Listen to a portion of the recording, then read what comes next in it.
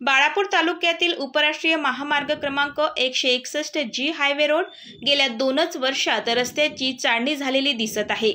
पारस फाटा येथे पडलेले मोठमोठे खड्डे तसेच बाळापूर नाक्यावर असलेल्या वळणावर खड्ड्यांमुळे कित्येकदा अपघात झाले, तर त्याच रस्त्याने येत असताना मांडवा फाट्यावर रस्त्यामधोमध उकडलेल्या रस्त्यामुळे चालकाला मोठी कसरत करावी लागते। तर तालुक्यातील सर्वात मोठे असलेले गाव वाडेगाव या ठिकाणी गावाच्या सुरुवातीपासून तर गाव संपेपर्यंत रस्त्याची चाळणी झालेली दिसत आहे।